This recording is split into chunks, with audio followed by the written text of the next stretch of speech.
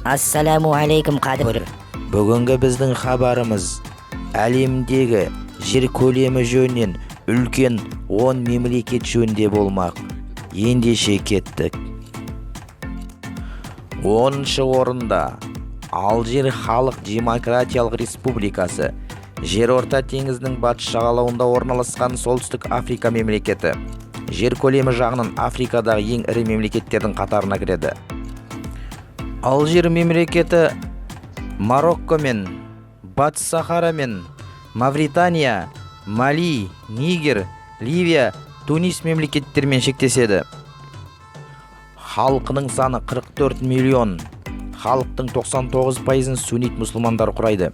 Мемлекеттік тілі араб және бербер тілдері, сонымен қатар француз тілде кең етек алған. Ірі қалалары мен порттары: Алжир, Оран, Константа, Аннаба, Беджана. Астанасы Алжир қаласы. 15 әкімшілік уәлаятқа бөлінеді. Алжирдің солтүстік жағалауын Жерорта теңізі, ал орталық бөлігін Алжир Сахарасы, оңтүстігін Тамизруф шөлі алып жатыр. Жер бедеріне қарай жағалаулық атлас, Сахара атласы, тау жоталары, оңтүстік шығысында Ахактар таулы қыраты болып бөлінеді. Кен байлықтарынан мұнай, табиғи газ, темір, қорғасын, мырыш, фосфорит, сынап өндіріледі. Басты өзені Шилиф. Тұзды көлдер көптеп кездеседі. Жерорта теңізінің тау беткейлерінде мәңгі жасыл ормандар, ал атырабының қалған бөлігінде шөлейт өсімдіктер өседі. Теңіз жағалауында субтропиктік климат қалыптасқан. Алжир аграрлық индустриялық мұнай экспорттаушы мемлекет.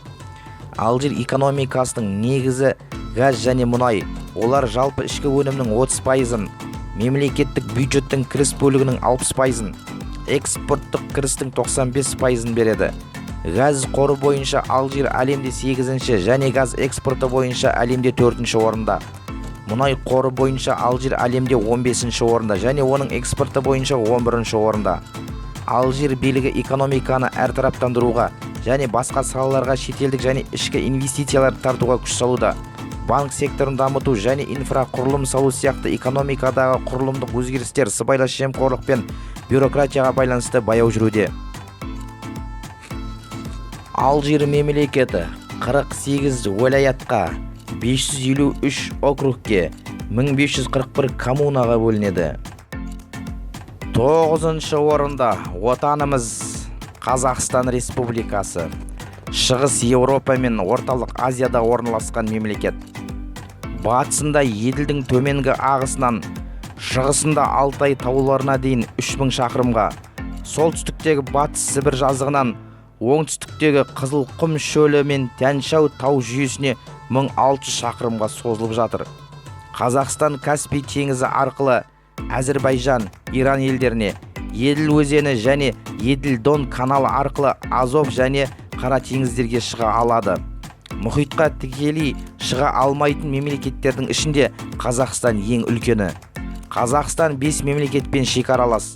Соның ішінде әлемдегі құрлықта ең ұзақ шекара солтүстігіндегі және батысында Ресеймен 6467 шақырымды құрайды. Оңтүстігінде Түркменстанмен 380 шақырым, Өзбекстанмен 2300 шақырым және Қырғызстанмен 980 шақырым, ал шығысында Қытаймен 1460 шақырымда шектеседі. Жалпы құрлық шекарасының ұзындығы 13392,6 шақырым. Батыста Каспий теңізімен, оңтүстік батыста Арал теңізімен шайылады. 2020 жылдың 1 наурызында елдегі тұрғындар саны 18.671.000 адамды құрады. Бұл әлем бойынша 64-ші орында. Жер көлемі жағынан әлем елдерінің ішінде 9-ші орында алады. Елдің астанасы Нұр-Сұлтан қаласы. Мемлекеттік тілі қазақ тілі, ресми тілі орыс тілі. Халықтың басым бөлігін тұрғылықты қазақ халқы құрайды. Халықтың 70%-дан астамын мұсылмандар құрайды. Экономикалық көрсеткіштер бойынша дамушы экономика ретінде қарастырылады. Елдің жалпы ішкі өнімі 2,539 миллион ақш долларын құрайды. Экономиканың негізгі бағыты отын энергетика саласындағы шикізат өндіру, ауыл шаруашылығы. Елдің негізгі валютасы теңге. 1991 жылдың 16 желтоқсан күні КСРО-ның ыдырауына байланысты өз егемендігін жариялады және халықаралық қауымдастық тарапынан тәуелсіз мемлекет ретінде мойындалды. 1992 жылдың 2 наурызынан бастап Біріккен ұлттар ұйымының толыққанды мүшесі.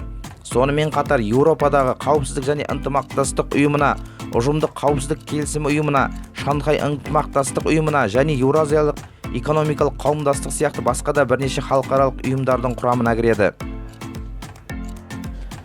Қазақстан Республикасы унитарлы мемлекет. Әкімшілік құрылымы бойынша құрамына 15 облыс, 86 қала, соның ішінде 3 республикалық маңызы бар қалалар, 168 аудан, 174 ауылдық округ кіреді. Халық саны 18 миллион 700 мың адам. Бұл әлем бойынша 63-ші орын. Қазақстанда шаршы шақырымға 6,8 адамнан келеді, ал Сингапурда 7437 адам. Қазақстанда шамамен 130 ұлт өкілі бар. Қазақстанда 3,3 миллионға жуық автокөлік бар. Қазақстанда орыс тілінде 88, қазақ тілінде 83, ал аралас болып 32 газет шығады. Қазақстанның территориясына 3 Түркия, 5 Франция, немесе 7 Жапония сыйып кетеді. Тәуелсіздік алғалы бері Қазақстанға шетелден 300 миллиард долларға жуық инвестиция тартылған. Қазақстан 2000 жылы ТМД елдерінің арасында бірінші болып халықаралық валюта қорының барлық қарызынан құтылған. Қазақстан мен Ресей арасындағы шекара әлемдегі ең ұзын құрлықтық шекара болып табылады. Оның ұзындығы 7512 шақырым. Жылқы алғаш рет қазіргі Қазақстанның аймағында қолға үйретілген. Қазақстан қызғалдақ пен алманың отаны. Екібастұздық МАЭС-2 мұржасы әлемдегі ең биік мұржа. Оның биіктігі 420 метр. Медеу әлемдегі ең биік жерде орналасқан мұз айдыны. Қазақстан табиғат қорлары жөнінен ең бай мемлекеттердің бірі. Менделеев кестесіндегі 105 элементтің 99-ы бар. 70 элементтің қоры анықталған, 60 элемент өндіріледі. Қазақстан мұнай өндіруден 8-ші орын алады. Болжам бойынша оның жалпы көлемі 12-17 миллиард тонна. Мұндай көлеммен Қазақстанды әлеуетті мұнай державаларының бірі дей аламыз. Қазақстанда әлемдегі барлық уранның шамамен 5-тен 1 бөлігі бар. Оны өндіруден бірінші орын алады. Астық және ұн экспортынан Қазақстан көшбасшылардың бірі. Мемлекет жылына 40 елге астық экспорттайды. Шай ішуден Қазақстан алғашқы орындарда келеді. Жылына ер адам басына 1,12 килограмм, ал Үндістанда небәрі 650 грамм. Байқоңыр ғарыш айлағы әлемдегі ең ірі ғарыш айлағы және ең тығыз жұмыс кестесі бар. Қазақстан өзінің тарихы, әдет-ғұрпы, алып таулары, жабайы ормандары, ыстық шөлдері, мөлдір көлдері, жылжып аққан өзендері, керемет жануарлар мен өсімдіктері бар кең далаға бай мемлекет. 8-ші орында Аргентина. Оңтүстік Американың оңтүстік шығыс бөлігінде орналасқан мемлекет. Федеративтік республика. Аумағы 2 миллион 77 мың шаршы шақырым. Халқының саны 44 миллион 494 мың 502 адам. Мемлекеттік тілі испан тілі. Астанасы Буэнос-Айрес қаласы. Аргентина 22 провинция, бір ұлттық аумақ және бір федералды астаналық округке бөлінеді. Аргентинаның солтүстік шығысында Гран Чако, Ла Плата жазықтары, батысында Анд тауы жалғасып жатқан Актама шөлі бар. Оңтүстік батысын Патагония үстірті алып жатыр. Кен байлықтарынан мұнай және табиғи газ, тас, көмір, қорғасын, мыс, темір, вольфрам, уран кентастары өндіріледі. Аргентина тропиктік, субтропиктік және шөлейттік климаттық белдеуде орналасқан. Суы мол Парана, Парагвай, Уругвай өзендерінде кеме жүзеді. Көлдердің көбі осы өзендердің алабында және Патагонияда орналасқан. Жерінің 5-тен 1 тропиктік ормандар. Аргентина Біріккен ұлттар ұйымына, халықаралық валюта қорына, Америка мемлекеттері ұйымына және басқа да халықаралық ұйымдарға мүше. 1993 жылы 25 маусымда Қазақстан Республикасымен дипломатиялық қатынастар орнатқан мемлекет. Аргентина қарқынды дамып келе жатқан агроөнеркәсіптік мемлекет. 90 жылдардың басынан бастап ел жекешелендіру саясатын белсенді жүргізіп келеді және шетелдік капиталды көптеп тартқан мемлекет. Негізгі пайда экспортқа шығаратын өнімдерінен түседі. Экономикасының дамыған саласы ауыл шаруашылығы. Басты бағыты астық және мақта егу, етті мал өсіру. Сонымен қатар темекі, жеміс және цитрус плантациялары бар. Жері орманды, ағаш қоры жөнінен Латын Америкасында 3-ші орын алады. Теңіз жағалаулары мен өзендерден балық ауланады. Пайдалы қазбаларға бай. Мұнай, газ, тас көмір, темір, қорғасын, мырыш, уран кендері өндіріледі. Өнеркәсібінің басты салалары ауыл шаруашылық өнімдерін өңдейтін тамақ және жеңіл өнеркәсіп, кен өндірісі, бидай, ұны, қант, күнбағыс майы, мақта жібі, жасанды талшық өндіріледі. Металлургия өнеркәсібін дамытуда едәуір табысқа жеткен. Машина жасау өнеркәсібі автомашиналар мен тракторлар, станоктар мен кір жуғыш машиналар шығарады. Басты өнеркәсіп орталығы Буэнос-Айрес қаласы. Барлық жүк айналымының 32,7% су жолымен. Басты порттар Буэнос-Айрес, Росарино, 29,5% автомобильмен, 20,6% темір жолмен, 12,7% құбыр арқылы тасылады. Сыртқы саудадағы негізгі серіктестері ақш, Бразилия, Германия мемлекеттері. 7-ші орында Үндістан Республикасы, Оңтүстік Азиядағы мемлекет. Негізінен Үндістан түбегінде орналасқан. Территориясы солтүстіктен оңтүстікке қарай 3200 шақырым, батыстан шығысқа қарай 2700 шақырымға созылған. Солтүстігінде Гималай тауларына, батысында Араб теңізіне, шығысында Бенгал шығанағына ұласады. Араб теңізіндегі Лаккадив, Аминдив, Бенгал шығанағындағы Андаман, Никобор аралдары Үндістанның құрамына кіреді. Құрлықпен өтетін шекарасының ұзындығы 15.000 шақырымдай. Теңіздік жағалауы 5,500 шақырымнан асады. Үндістан солтүстік батысында Пакистанмен және Ауғанстанмен, солтүстігінде Қытаймен және Непалмен, солтүстік шығысында Бангладешпен, шығысында Бирмамен, Бутанмен шектеседі. Жері 3287,159 мың шаршы шақырым. Халқы 1,3 миллиардтан астам. Астанасы Дели қаласы. Әкімшілік жағынан 22 штатқа және 9 одақтас аймаққа бөлінеді. Штаттар округтарға, бұлар талуктерге және тахсилерге бөлінеді. Мемлекеттік құрылысы жағынан Үндістан азаматтық демократиялық республика. Қазіргі конституциясы 1950 жылы 26 қаңтарда күшіне енді. Мемлекеттік басшысы президент, ол 5 жылға сайланады. Үндістан дүние жүзіндегі көп ұлтты мемлекеттердің бірі. Мұнда әртүрлі тілде сөйлейтін және әлеуметтік экономикалық дамудың әртүрлі сатысындағы бірнеше жүз ұлт, шағын халықтар мен тайпалар бар. Елдің орталық және солтүстік бөлігін үнді европалық тілдер семьясының үнді ари тілдер тобында сөйлейтін халықтар ел тұрғындарының 72%-ын құрайды. Бұлар хиндустандықтар, маратхилар, бенгалдықтар, бихарлықтар, ғиджараттықтар тағы басқалар мекендейді. Оңтүстік Үндістанда негізінен дравид тілдер семьясына жататын ел халқының 24,6%-ын құрайтын халықтар. Орталық бөлігінің таулы аймақтарында монда тілдер семьясындағы барлығы 5,7 миллион адам құрайды.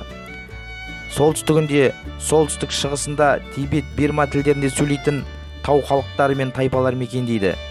Мемлекеттік тілі хинди тілі. Кейбір штаттардың Ассам, Батыс Бенгалия, Трипура, Гуджарат, Уттар Прадеш, Махтия Прадеш, Раджастахан тағы басқа өзіндік ресми тілдері бар. Көпшілік тұрғындардың діні индуизм, 10%-дан астам халқы мұсылмандар. 1957 жылы 22 наурыздан бастап үнді ұлттық календар енгізілді. Сонымен бірге григориандық календарда қолданылады. Үндістан халқы өте тығыз орналасқан елдердің бірі. Уттар Прадеш, Бихар, Батыс Бенгалия, Тамиланд, Керала штаттарында тығыздығы 300-500 адамға дейін көтеріледі. Ірі қалалары Бомбей, Дели, Мадрас, Хайдарабад, Ахмадабад, Бенгалуру, Канпур, Пуна қалалары.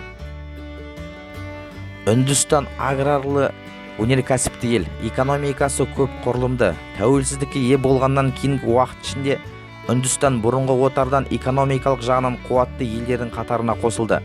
1961 жылы басталған реформа өз жемісін берді. Қысқа мерзім ішінде ауыр және жеңіл өнеркәсіп, станок жасау салалары құрылды.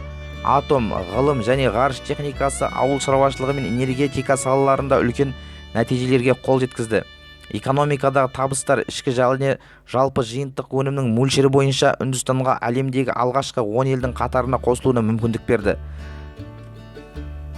Негізгі сауда серіктестері ақш, тмд елдері, Ұлыбритания, Германия. Қазір Қазақстанда үнді компаниялары мен фирмаларының 30-дан астам өкілдіктері жұмыс істейді. Үндістанның Ispat International компаниясы Қарағанды металлургия комбинатын, бірқатар көмір кеніштер мен электр энергиясы нысандарын өз басқаруын алған.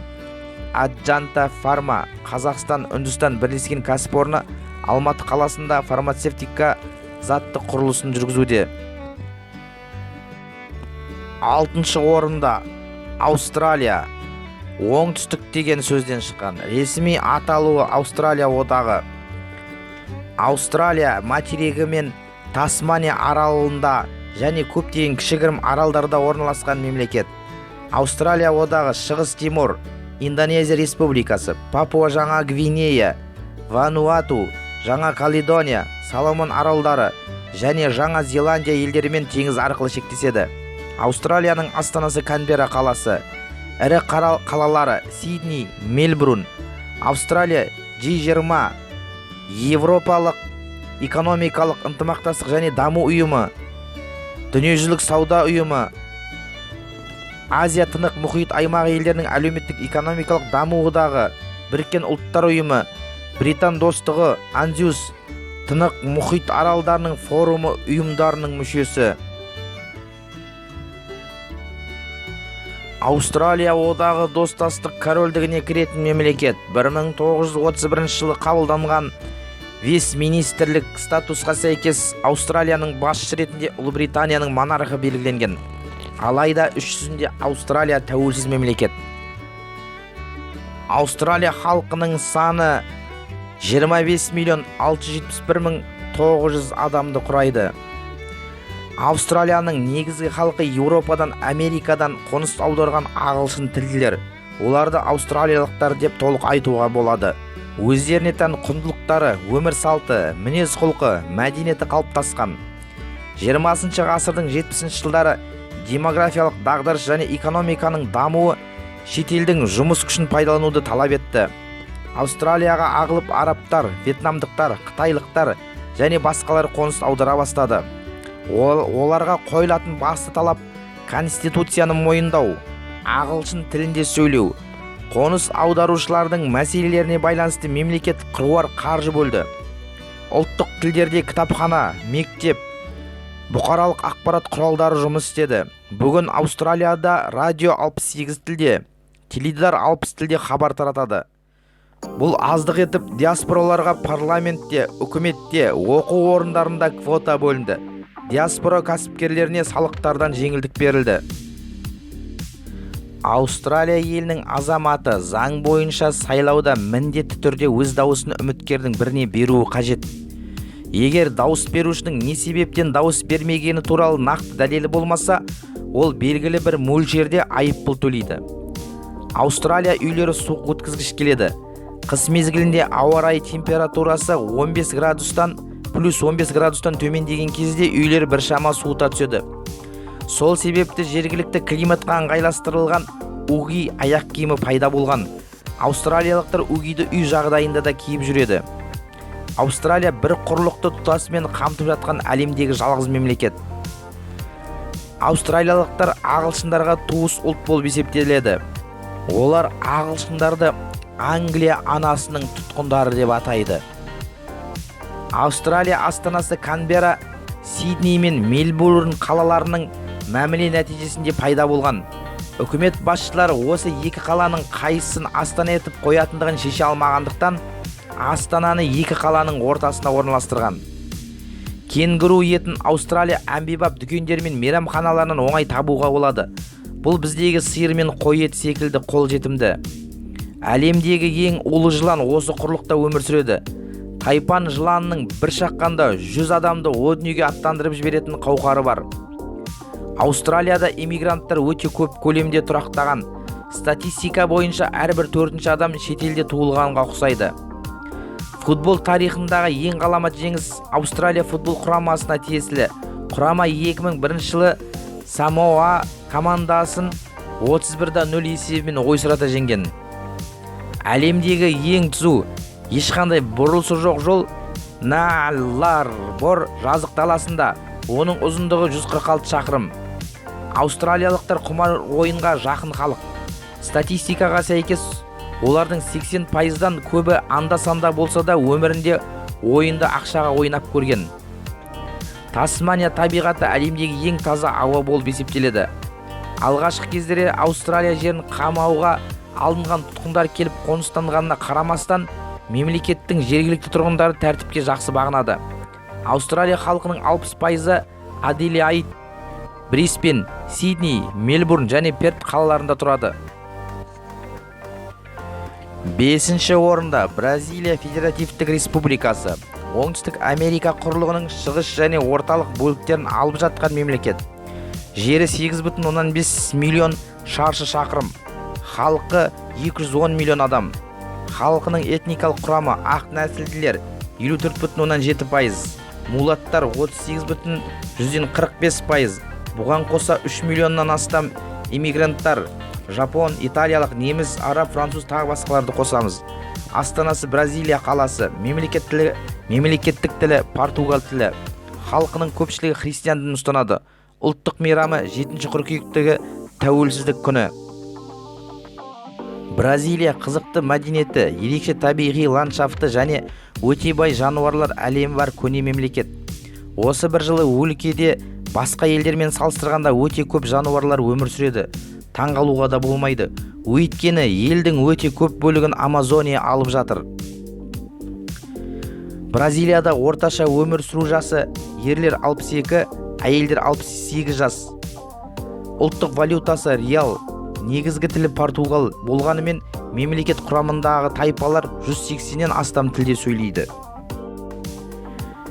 Ел аумағында әлемдегі ең үлкен су жүйелері жатыр. Олар Амазонка, Парана, Ла Плата, Сан-Франциско өзендері, Игуасу, Гуайр сынды алып сарқыламалары бар. Туристер қауымы Бразилияға ұлы мүмкіндіктер ел деп баға берген екен. Бұл сірә қойнауындағы тас көмір, темір, марганец және уран рудалары, алтын, алмас, аметист, изумруд сынды табиғи байлықтардың арқасында болса керек. Бразилия әлемдік нарықта сирек кездесетін вольфрам, хром, бериллий, молибден, цирконий сынды металдарды тасымалдауда кең танылған. Бразилияда 10 халықаралық әуежай, 16 теңіз порты. Дәстүр бойынша Бразилияда ешкім ешқашан уақытында келмейді. Бұл жағынан қазақтарға ұқсас екен. Мәселен, қонақтарды сағат 5-ке шақырған болсаңыз, 7-8-ге күтсеңіз болады. Бұл әдетте қонақтарға қатысты емес. Бразилияда сериалдар мен жаңалықтар 15 минут кешігіп басталады. Бразилиялықтар қолма-қол ақшаны пайдаланбайды. Есепті кредиттік карталармен төлейді. Нақты ақшамен төлеймін десеңіз өте абай болуыңыз қажет. Сан-Паулудың тұрғындары үйден жұмысқа дейінгі жолға 3-4 сағат уақыт жұмсайды. Кептелісте осынша уақыт тұру олар үшін қалыпты жағдай. Барлық бразилиялықтар хавианнас аталатын суретпе киіп жүруді ұнатады. Олар осы аяқ киіммен мейрамханаға да бара береді.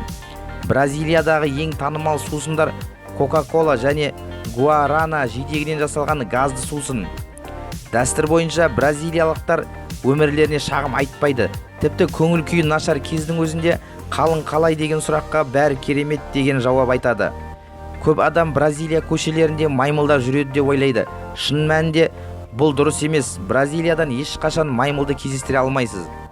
Бразилияда көшеде жалғыз жүру өте қауіпті. Әсіресе түнде тәуекелге баруға кеңес бермес едік. Күндіздің өзінде балалар көшеге жалғыз жіберілмейді. Сериал мен футбол ешқашан бірдей уақытта көрсетілмейді. Себебі олар үшін екеуі де өте маңызды. Супермаркеттегі тауарлардың бағасы өте қымбат болғандықтан көпшілігі несиеге алады. Сондықтан тауар бағасының қасында несиеге шаққандағы бағасы да жазулы тұрады. Бразилияда ағылшын тілінің маңызы жоқ. Бұл тілмен онда ештеңе бітіре алмайсыз. Бразилия халқы өте отансүйгіш. Олардың сөрелерінде міндетті түрде ел туы бейнеленген футболкалар жатады. 4-ші орында Америка құрама штаттары. Солтүстік Америкадағы мемлекет. Аумағы 9,5 миллион шаршы шақырым. Халқының саны 329 миллион. Астанасы Вашингтон қаласы. Ірі қалалары Нью-Йорк, Чикаго, Лос-Анджелес, Сан-Франциско, Филадельфия, Детройт, Бостон, Хьюстон, Вашингтон, Даллас, Питтсбург, Балтимор, Сиэтл. Халқының 66% протестанттар, 26%-ға жуығы католиктер. Үкімет пен мемлекет басшысы президент, заң шығарушы орган палата мен сенат өкілдерінен тұратын 2 палаталы парламент, конгресс. Батыс жарты шардағы ірі ел. Оның барлық жері түгелдей дерлік солтүстік Америкада, шығысында Атлант мұхиты мен батысында Тынық мұхитымен шайылады. Солтүстікте Канада мен оңтүстікте Мексикамен шектеседі. ақш аумағының басым көпшілігі Атлант мұхитынан Тынық мұхитқа дейінгі ендік бағытта созылып жатқан қоңыржай және субтропикалық белдеуде орналасқан. Аляска штаты субарктика және арктикалық, ал Гавай штаты Тынық мұхиттың тропиктік белдеуінде. Жер бедерінің 2-ден 1-ін биік таулы жоталар мен таулы үстірттер алып жатыр.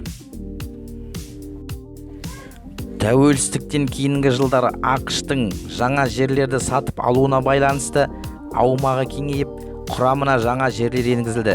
Мысалы, 1803 жылы Франциядан 15 миллион ақш долларына Луизиананы, 1867 жылы Ресейден 7,2 миллион ақш долларына Алясканы, 1819 жылы Испаниядан Флориданы сатып алды. Аляска мен Гавай аймақтары штат ретінде ел құрамына 1959 жылы кірді. ақшта 50 дербес штат және 14 провинция бар. Одан бөлек ел астанасы Вашингтон аймағы жеке округ болып, ол Колумбия федералды округі деп аталады. Айта кетсек, Аляска және Гавай штаттары елдің негізгі территориясынан тыс жерде жатыр. Аляска солтүстік Америка материгінің солтүстік батысында жатса, Гавай Тынық мұхитында топтасқан аралдардан тұрады. Жалпы ақштың жер көлемі 9 миллион 363 мың шаршы шақырымға тең. Ал қазіргі кезде халық саны 326 миллионнан асады. Бұл ақштың әлемдегі ең халқы көп Қытай және Үндістан елдерінен кейінгі орынды алатынын көрсетеді. Аляска деген сөз алеут тілінен аударғанда құрлық деген мағынаны білдіреді екен. Ураны солтүстік ел болашағы. Арктикалық аймақта 1784 жылы ең алғаш еуропалықтардан орыстар қоныстанған.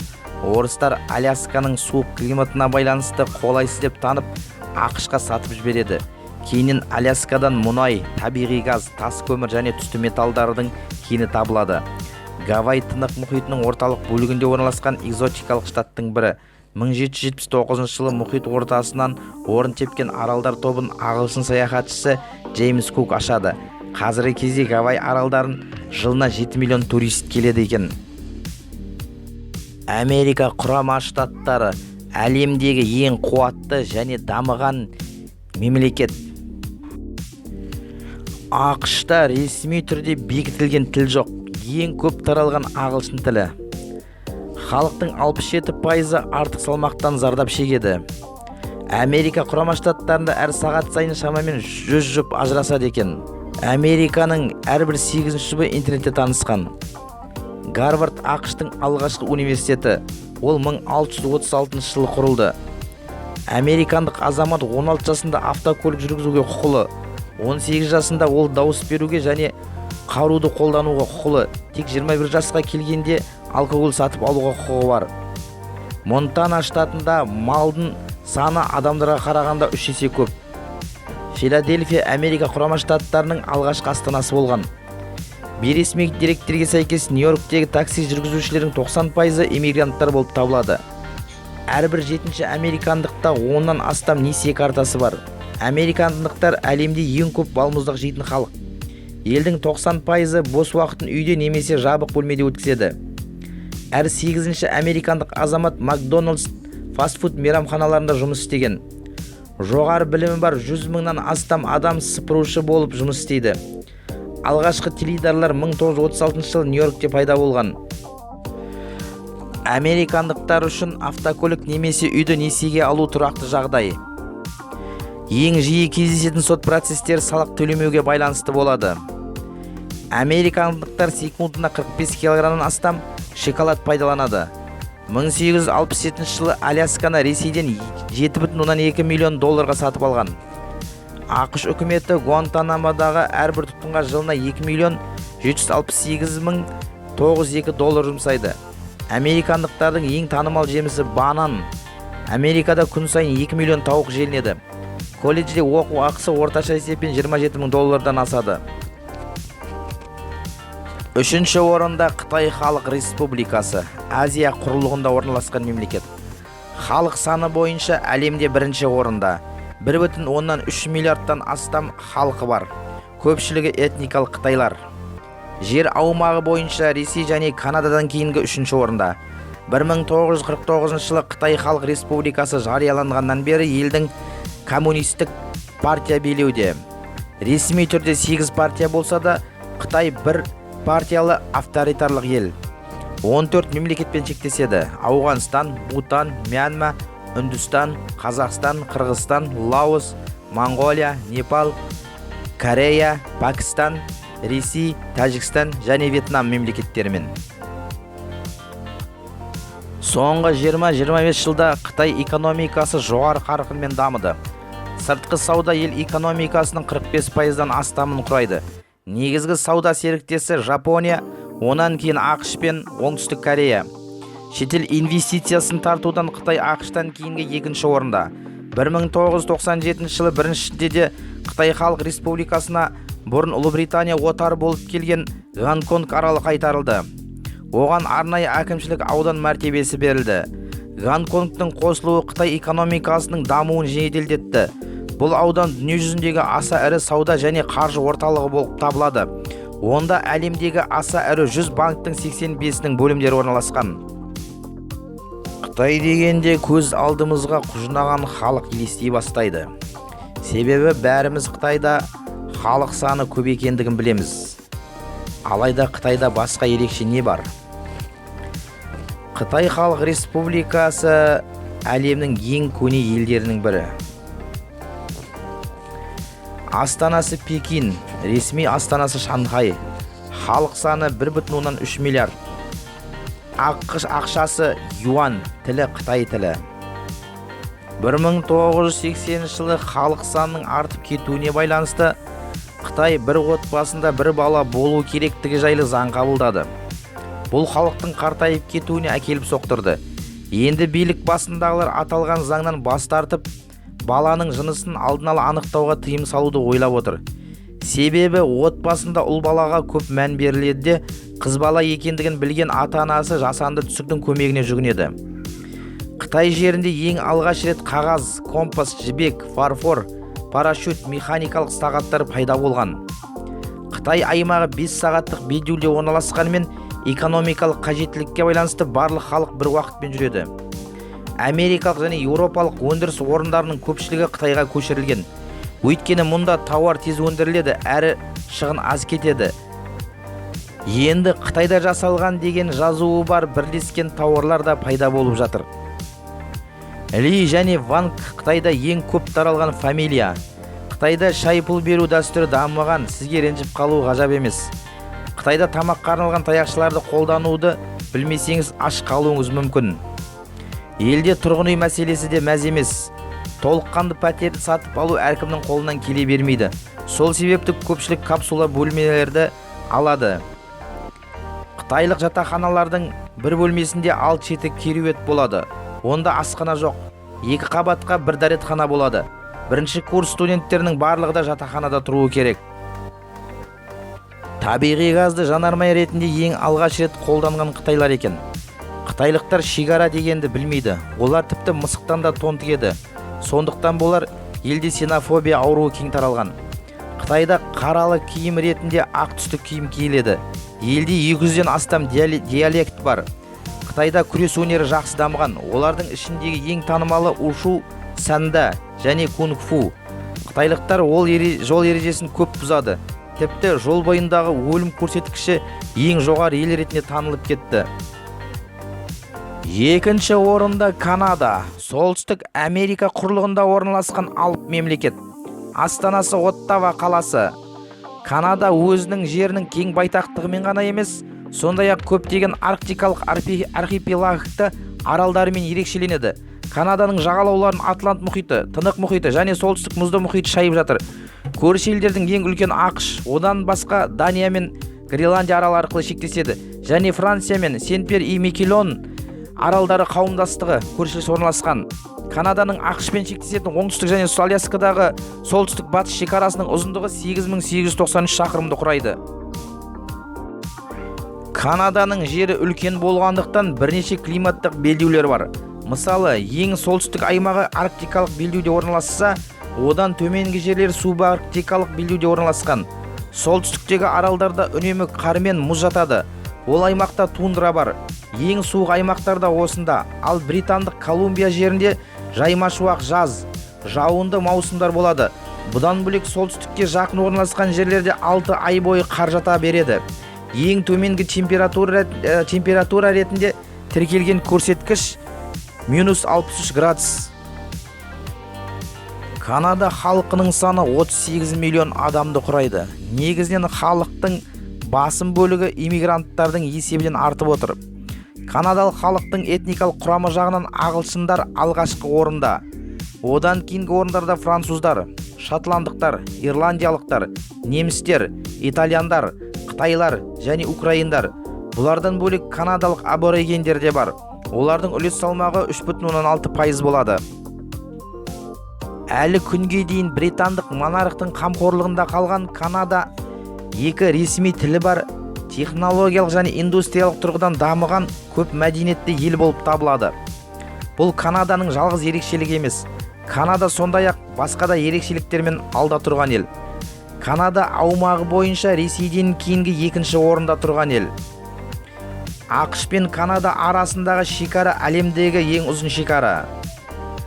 Канадада ұзындығы 202.080 шақырым болатын әлемдегі ең ұзын жағалау сызығы бар. Солтүстік Америкалық құндыз Канаданың ұлттық жануары болып табылады. Елдің Канада аталуының шығу төркіні де қызықты. Француз зерттеушісі Жак Карте жаңа әлемге жеткенде жергілікті тұрғындар оған Канада, яғни ауылға шақырады. Сонда зерттеушілер бұны елдің атауы деп ойлап қалады. Осылайша кейіннен Канада атауы Канада деп өзгертіледі. Бейресми түрде, яғни үйеңкі жапырағы деп аталатын және французша бір жапырақты деп аударылатын Канада туы алғаш рет 1965 жылы 15 ақпанда елдің негізі қаланғаннан кейін 100 жыл өткен соң ғана ресми жалау ретінде пайда болды. Содан бері Канада жыл сайын 15 ақпанда мемлекеттік ту күнін атап өтеді. Канада әлемдегі ең білімді ел. Канада халқының жартысынан көбінің жоғары білімі бар. Канадада әлемнің қалған бөліктеріне қарағанда көп көл бар. Тек Онтарио провинциясының өзіндегі көлдердің саны 250 мыңға жетеді. Оларда әлемдегі тұщы судың 5-тен 1 қоры бар. Йонг-стрит Торонтодағы Онтарио көлінің жағалауларын Симко көлімен байланыстыратын көше. Яғни Канададағы Йонг-стрит көшесі әлемдегі ең ұзын көше. Бірақ 1999 жылға дейін Гиннестің рекордтар кітабы көшенің ұзындығы 1896 шақырым деп қате түсінікті қайталап келген болатын. Америкалықтар тарихта 2 рет Канадаға басып кірді. Ол 1775 және 1812 жылдары болды. Және америкалықтар екеуінде де жеңіліс тапты. Канаданың солтүстік батыс аумақтарында автокөліктердің тіркеу нөмірі ақ аю пішіндес. Канада хоккейдің отаны. 1904 жылы Канадада бірінші кәсіби хоккей командасы құрылды. Канаданың көп бөлігінде жердің қалған бөлігіне қарағанда жердің тартылыс күші аз. Бұл құбылыс 1960 жылдар ашылды. Канадалық полицейлер жақсы нәрсе жасайтын адамдарға жағымды билет бере алады. Канада Сауд Арабиясы мен Венесуэладан кейін мұнай қоры бойынша 3-ші орын алатын ел. Канада халқының әл-ауқаты жағдайы жағынан әлемдегі ең алдыңғы қатарлы елдердің бірі. Канада әлемнің дамыған үлкен жетілік елдерінің қатарына кіреді. Экономикалық әріптестік және даму халықаралық ұйымының мүшесі болып табылады. ақш-қа қарағанда Канаданың экономикалық күші аздап төмендеу, есесіне көптеген батыс Еуропа елдерінен жоғары. Канада әлемдік сауда айналымы жағынан алғашқы ондыққа кіреді. Елдің басты импорттайтын тауарлары ақш, Ұлыбритания және Жапония елдерінен тасымалданады. Канадада мемлекеттік тіл ретінде ағылшын тілі мен француз тілі саналады. Мемлекеттік ұйымдар мен барлық мекемелерде екі тіл қатар жүреді. Азаматтардың қалаған тілде сөйлеуіне және қалаған тілде іс-қағаздарды толтыруына құқықтары бар. Статистикалық деректер бойынша канадалықтардың 59,7% халқының ана тілі ағылшын тілі, 23,2%-ның тиісінше француз тілі, 67,5% халық тек қана ағылшын тілінде сөйлей алады.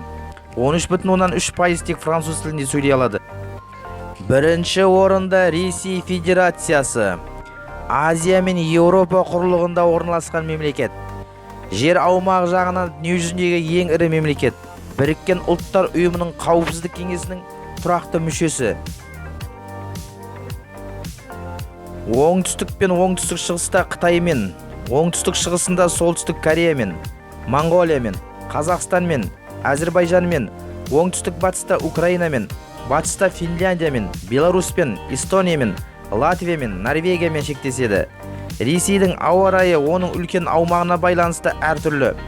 Көп аумағы континенталды немесе қоңыржай континенталды. Қысы ұзақ және қысқа ыстық емес. Соған қарай Ресейді 3 үлкен аймаққа бөлуге болады. Еуропалық Ресей Орал тауынан батысқа қарай аумақты алып жатыр. Сібір Оралдан Тынық мұхиты жағалауына дейін созылып жатыр. Қиыр шығыс Ресей Федерациясы Еуразияның солтүстік шығысында орналасқан.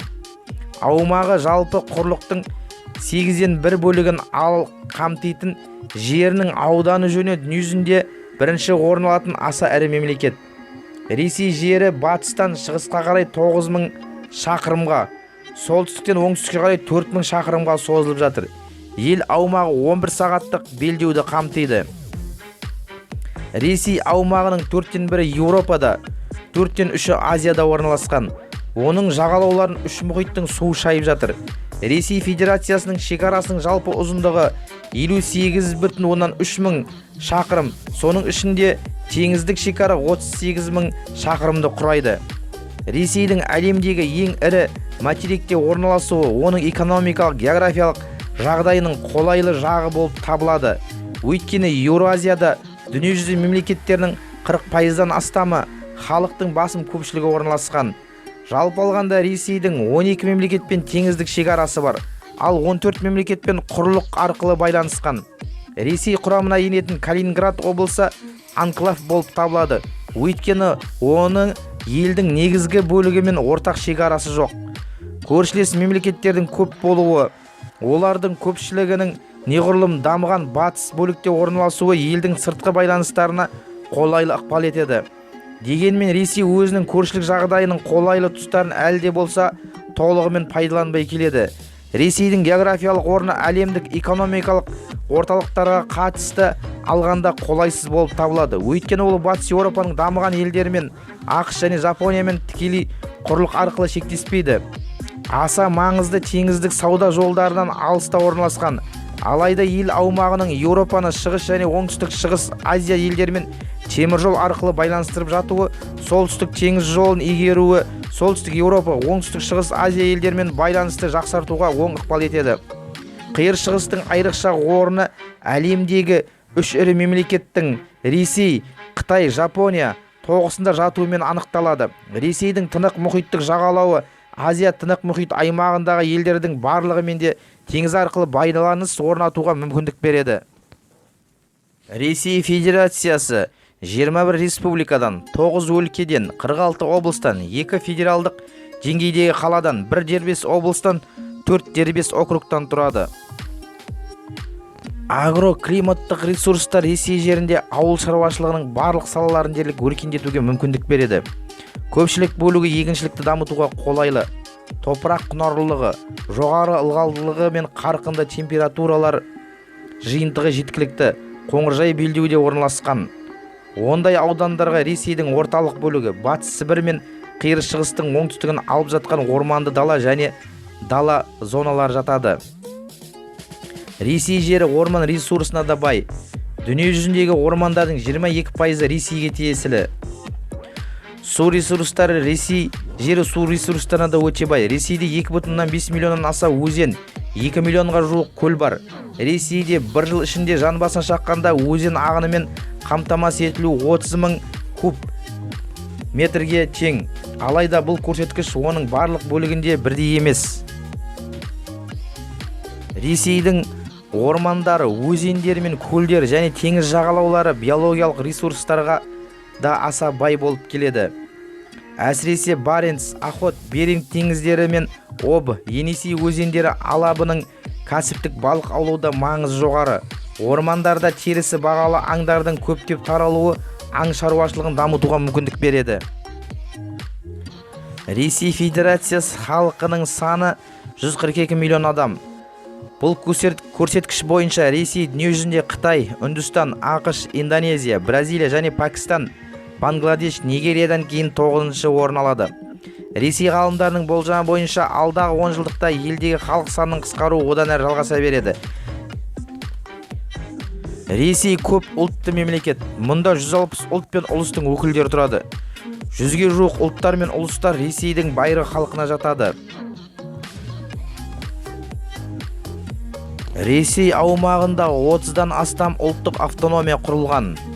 Тілдік құрамы жағынан Ресей халықтары негізінен үндіеуропалық, Алтай, Кавказ және Орал тіл семьяларына жатады. Орасан зор аумақты алып жатқан Саха Республикасының байырғы тұрғандары түркі тілдес якуттар болып табылады.